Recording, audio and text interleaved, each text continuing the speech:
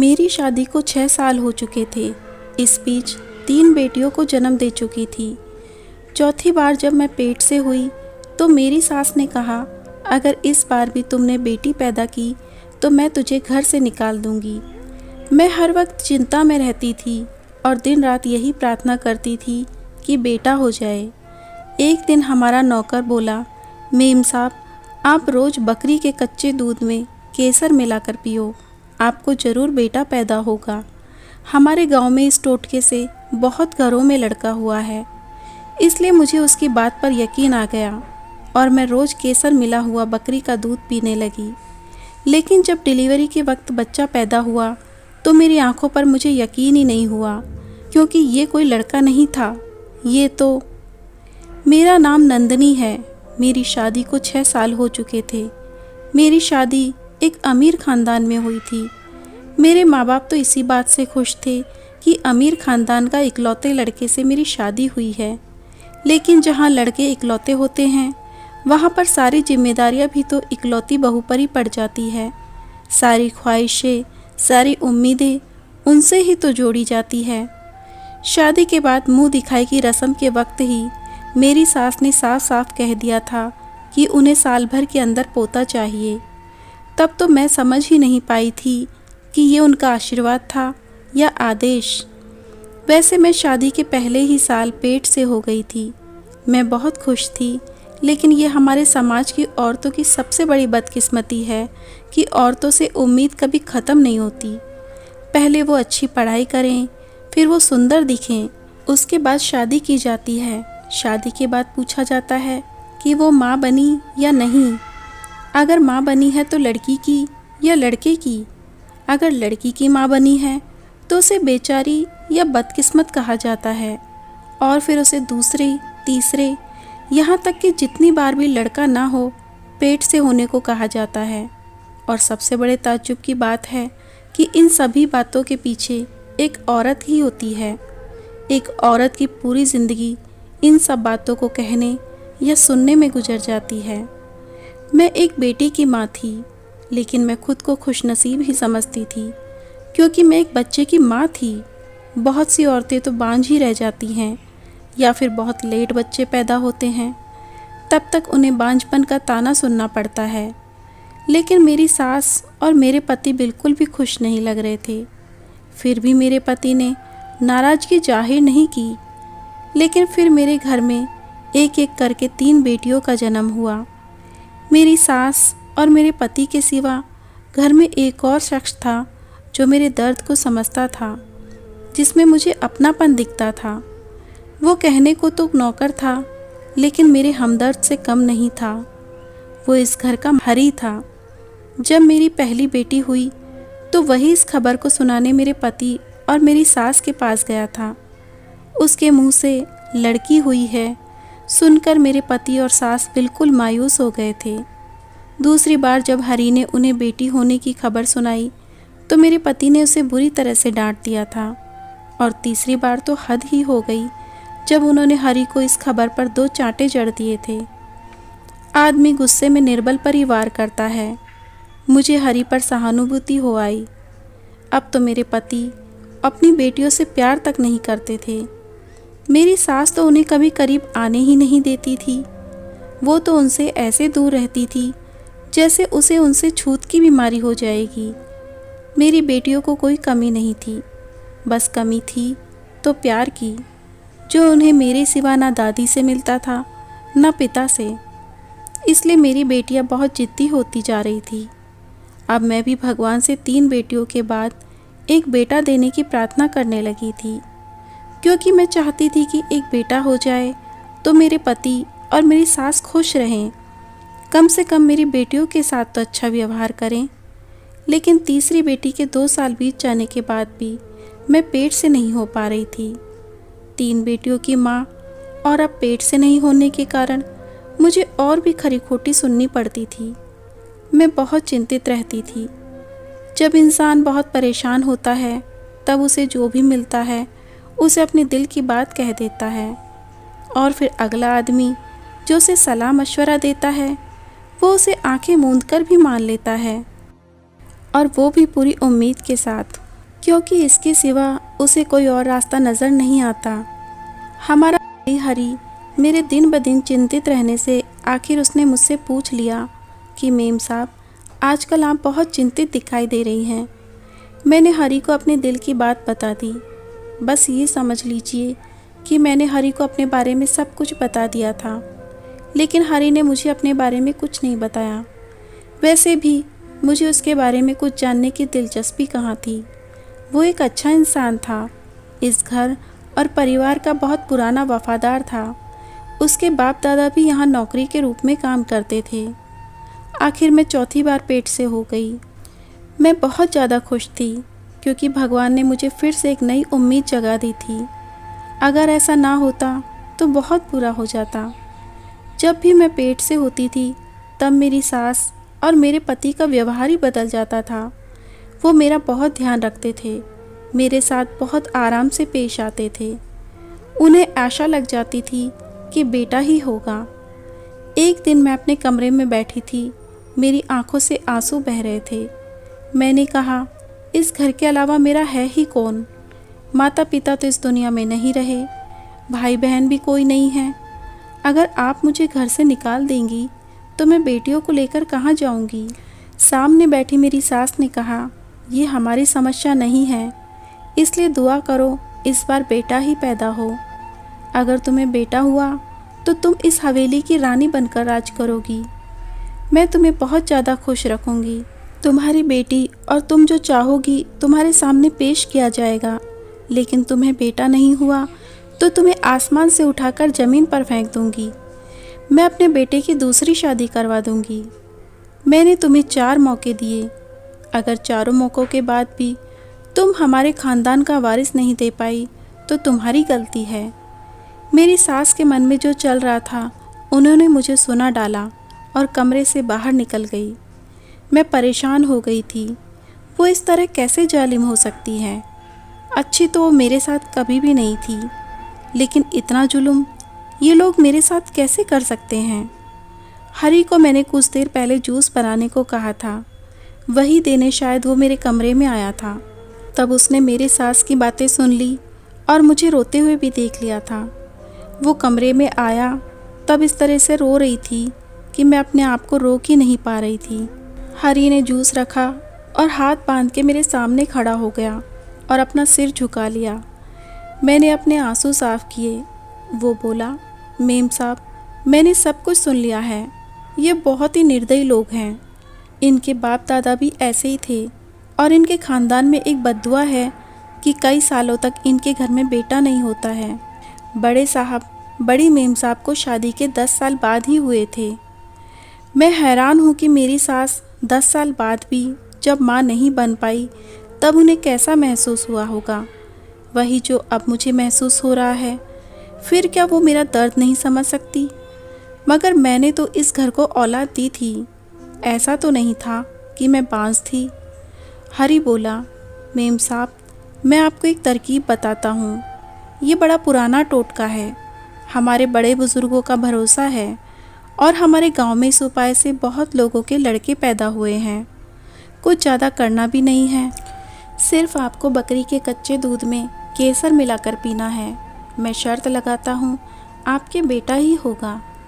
अमीर लोगों का ये बहुत बड़ा दोष है कि जब वो बहुत ज़्यादा परेशान होते हैं तो अपने अशिक्षित और नासमझ नौकरों की भी सलाह ले लेते हैं और ये भी नहीं सोचते कि जो सलाह वो ले रहे हैं इसके पीछे कोई लॉजिक भी है या नहीं। मैंने भी हरी की बात मान ली और मैंने उससे कहा कि मैं रोज़ बकरी का कच्चा दूध केसर मिलाकर पीऊँगी, लेकिन रोज़ बकरी का दूध लाना और उसमें केसर मिलाकर पिलाना तुम्हारी जिम्मेदारी है। हरी ने सिर हिलाते हुए अपनी जिम्मेदारी स्वीकार की और कहने लगा, देखना आपके बेटा ही होगा और आप इस घर पर राज करेंगी और मुझे भी खुशी होगी कि आप जैसी नेक दिल मालकिन की सेवा कर सकूं। जैसा कि हरी ने कहा था वैसा मैंने हर रोज़ बकरी का कच्चा दूध पीना शुरू कर दिया। पहले तो मुझे बड़ा अजीब लगता था, मुझे वो दूध अच्छा नहीं लगता था, उबकाई भी आती थी, लेकिन एक बेटे की चाह में मैं सब कुछ करने को तैयार हो गई थी। एक बेटे की माँ बनना ही मेरे जीवन का उद्देश्य सा बन गया था। मैं रोज़ बकरी का दूध पीती थी। इस बात का पता मेरे पति को बिल्कुल नहीं था, लेकिन एक दिन जैसे मेरे पति ने मुझ पर ध्यान दिया और मुझसे पूछा कि ये हरी तुम्हारे लिए कौन सा अलग से दूध लाता है, तो मैंने हकलाते हुए कहा कि कुछ नहीं, बस बकरी का दूध है। तो बोले कि तुम बकरी का दूध कब से पीने लगी? तो मैंने कहा कि इससे बच्चा स्ट्रांग बनेगा, उसकी हड्डियां मजबूत बनेंगी। आपकी माँ ने कहा है कि बकरी का कच्चा दूध पिया करो। मेरे पति हंसे और बोले, और साथ में ये भी प्रार्थना करो कि तुम्हें बेटा ही हो, नहीं तो खाना पीना तुम्हारे किसी काम नहीं आएगा। ये बात कहकर मेरे पति मेरे दिल पर छुरी चलाकर चले गए। कभी कभी मुझे ये सोचकर बहुत दुख होता था कि मेरा पति मेरा साथ नहीं दे रहा, मेरे लिए कुछ कर नहीं सकते, लेकिन कम से कम मुझे तसल्ली तो दे सकते हैं। अगर मुझे उनका थोड़ा सा साथ मिल जाता तो थोड़ा सा सुकून मिल जाता। उसने मुझे हमसफ़र की तरह नहीं समझा, उसने मुझे बच्चा पैदा करने की मशीन समझ कर रखा था। मैंने प्रार्थना की कि इस बार मुझे बेटा ही पैदा हो, जिसको इनके हवाले कर दूं और मैं कह सकूं कि जो चाहिए था वो तुम्हें मिल गया और मुझे तुमसे कोई शिकायत नहीं है, और हम पति पत्नी तो बस नाम के हैं। 6 सालों में मेरे अंदर बहुत नफ़रत भर गई थी। मैंने फिर भी किसी तरह सब कुछ बर्दाश्त किया, क्योंकि मैं बेटियों की माँ थी। सच कहते हैं, औरत की इज्जत घर को वारिस देने से होती है। एक दिन मैंने इस हवेली में कुछ बहुत ही अजीब घटित होते हुए सुना कि मेरे पति गुस्से से चिल्ला रहे थे कि हरी कहाँ है। पता चला कि वो घर पर नहीं था, पता नहीं कहाँ गायब हो गया था। वो आज तक कभी ऐसे नहीं गया था। आज मेरे गांव से बहुत ज़रूरी दोस्त आ रहे थे, मुझे इतने सारे काम हैं और ये कहाँ भाग गया है। मैं भी सोचने लगी कि आखिर हरी कहाँ गया है, लेकिन वो रात से पहले ही आ गया था। उसको मेरे पति ने बहुत डांटा, मगर उसने घर के सारे काम समय रहते पूरे कर लिए। रात को जब वो वापस आया तो मैंने उससे पूछा कि तुम कहाँ गए थे, तो उसने कहा कि मैं बस किसी से मिलने गया था, लेकिन मुझे लग रहा था कि झूठ बोल रहा है। मेरी सास अक्सर लोगों से बातें करते हुए कहती थी कि हाँ, फिर से पेट से है, बस दुआ करो कि बेटा ही हो, नहीं तो इसका किस्सा ही तमाम कर दूंगी। मैंने उस औरत को बहुत सहा है। एक दिन मैंने अपने पति से पूछा कि अगर इस बार भी बेटी हुई तो क्या तुम मुझे सच में घर से निकाल दोगे? उन्होंने 2 पल मेरी आंखों में देखा और इस दुनिया की सबसे जालिम बात कह डाली। वो बोले, इस घर में मेरी माँ का हुक्म चलता है, अगर माँ कहेगी तो तुम्हें जाना ही पड़ेगा, मैं तुम्हें तलाक दे दूँगा। मेरे पति ने इस बात को शांति से कह दिया था, जबकि इस बात ने मेरे दिल के अंदर तूफ़ान मचा दिया था। लेकिन मैंने कुछ नहीं कहा और बोली, ठीक है, जैसे आपको ठीक लगे, आखिर तुम्हारी ज़िंदगी है। एक दिन मैंने कुछ ऐसा देखा कि मेरे पैरों तले ज़मीन निकल गई। दोपहर का समय था। ये वही समय था जब हरी मेरे लिए बकरी का दूध लेकर आता था, लेकिन आज मुझे नींद आ रही थी। मैं जल्दी से दूध पीकर सोना चाहती थी। मेरे आखिरी दिन चल रहे थे। सुबह से ही तबीयत में कुछ अजीब सा महसूस हो रहा था। मैं बार बार घड़ी देखती, लेकिन समय है कि बीत ही नहीं रहा था। हरी भी नहीं आ रहा था। फिर सोचा कि खुद ही जाकर देखती हूँ क्या कर रहा है, और अगर कहीं नहीं है तो खुद ही किचन में खड़ी होकर अपना काम करके वापस आ जाऊँगी। जब मैं जाने लगी तो पति ने मुझसे पूछा, कहाँ जा रही हो? तो मैंने कहा, ज़रा टहलने जा रही हूँ, मेरी टांगों में खिंचाव हो रहा है, थोड़ा चलूँगी तो आराम मिलेगा, मेरा जी भी ठीक नहीं है, थोड़ी बाहर की हवा मिलेगी तो अच्छा लगेगा। उसने कहा, ठीक है जाओ, और एक किताब पढ़ने में व्यस्त हो गया। जब मैं किचन की तरफ आई तो मैंने एक दृश्य देखा जिससे मेरे पैरों तले ज़मीन निकल गई। मैं हैरान हो गई। सामने रखी ट्रे में दूध का गिलास रखा था। हरी ने पहले उसमें केसर मिलाया और फिर दूध के ऊपर कुछ पढ़कर उसे लेकर बाहर आने लगा। तभी उसका सामना मुझसे हो गया। मुझे देखकर चौंका, फिर डर गया। फिर संभलते हुए मुझे दूध का गिलास पकड़ाते हुए कहा, मेम साहब लीजिए, पी लीजिए। मैंने उसे गुस्से से देखते हुए कहा, मैंने देख लिया तुम क्या कर रहे थे। क्या तुम मुझ पर जादू कर रहे हो? ये सब करने के लिए किसने कहा है? मेरी सास ने तो नहीं कहा। वो जानबूझकर मुझ पर कुछ ऐसा करवाती हैं जिससे बेटी पैदा होती है ताकि मुझे इस घर से बाहर निकाल सके और उसकी दोस्त की बेटी के साथ उसके बेटे की दोबारा शादी हो जाए। तुम तो घर के पुराने नौकर हो, तुम तो ज़रूर इन लोगों से मिले हुए हो। न जाने इस हवेली में कितनी लड़कियां आती और जाती होंगी। मैं भी इस घर की औरत हूँ, जो आज है कल नहीं। जो जिए या मरे किसको फ़र्क पड़ता है। तो एक नौकर मेरे प्रति इतना वफादार कैसे हो सकता है? मैं पागल तुम्हारी बातों में आ गई। मैं अपनी भड़ास निकाले जा रही थी, वो बार बार ना में सिर हिला रहा था। नहीं, ऐसा कुछ नहीं है, मैं गद्दार नहीं हूँ। वो हाथ जोड़कर विनती कर रहा था, लेकिन मुझे कोई फ़र्क नहीं पड़ रहा था। मैंने ट्रे पर हाथ मारा तो दूध नीचे गिर गया। शोर सुनकर मेरे पति अंदर आ गए और अब मैं अपने पति से कहने लगी, इस आदमी को घर से निकाल दो। अचानक मेरे पेट में बहुत ज़ोरों से दर्द होने लगा और मैं लड़खड़ा कर गिर गई। मेरे पति ने मुझे संभाला और मुझे अस्पताल ले गए। जब मेरी डिलीवरी हुई तो मैंने अपने बच्चे को देखा तो मेरे पैरों तले ज़मीन निकल गई, क्योंकि इस बार भी मुझे बेटी हुई थी। मैं बहुत फूट फूट कर रोने लगी। तब अचानक एक औरत वहाँ आई और उसने मेरी बेटी को उठा लिया और उसकी जगह पर अपना बेटा रख दिया। मैं हैरान रह गई, क्योंकि उस औरत को मैंने पहले कभी नहीं देखा था। तभी उस औरत के पीछे से निकलकर हरी सामने आ गया और उसने कहा कि ये मेरी बीवी है और ये बच्चा मेरी बहन का है, जिसको पहले से 4 बेटे हैं, लेकिन वो बहुत गरीब है। जब आप पेट से हुई तब वो भी पेट से हो गई थी, लेकिन उसे 5वां बच्चा नहीं चाहिए था। और गांव में तो दाइयों को हाथ लगाने से ही पता चल जाता है कि गर्भ में लड़का ही है।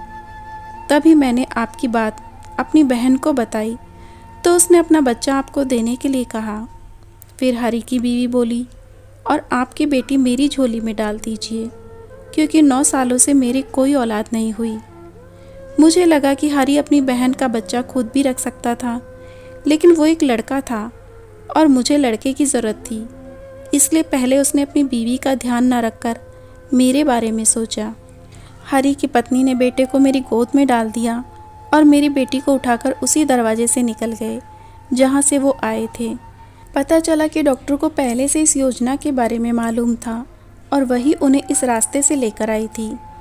वो कहने लगी, आज की दुनिया में ऐसे लोग नहीं होते। अगर आपका संसार इस तरह बसता है तो मैं अपनी ज़बान बिल्कुल भी नहीं खोलूँगी। वो वास्तव में वफादार सेवक था। मेरे पति और सास को जब पता चला कि मैंने एक बेटे को जन्म दिया तो बहुत खुश हो गए। जैसा कि मेरी सास ने कहा था कि मुझे रानी की तरह रखेगी, अब मेरी बेटियों को भी बहुत लाड प्यार करने लगे थे। आज मेरी तबीयत ठीक है, मैं घर आ गई। मैंने हरी से कहा कि मुझे माफ़ कर दो, तुमसे क्या क्या कह दिया। हरी ने कहा, मैंने आपसे कहा था ना मेम साहब कि बेटा ही होगा। ये सुनकर मैं धीरे से मुस्कुरा दी। अब मेरी सास और मेरे पति मुझे रानी बनाकर रखते थे, लेकिन मेरे विचार बदल गए थे। मैं उनको अब अपने इशारों पर चलाती थी, उनकी हर बात का जवाब दे देती थी और वो भी चुपचाप सुनते थे। फिर किस्मत ने ऐसी करवट बदली, एक हादसे में मेरे पति और मेरी सास गुजर गए। मुझे अपने पति के जाने का दुख तो बहुत हुआ। मैंने कई महीनों तक उनका शोक मनाया। अब मैं इस पूरी हवेली की अकेली मालकिन थी। मैंने हरी से कहकर गांव से उसकी बीवी और अपनी बेटी को बुलवा लिया और अपनी बेटी को अपनी आंखों के सामने बड़ा होते हुए देखने लगी। अगर आपको हमारी स्टोरी अच्छी लगी हो तो वीडियो को लाइक और चैनल को सब्सक्राइब करके हमारा मोटिवेशन बढ़ाएं।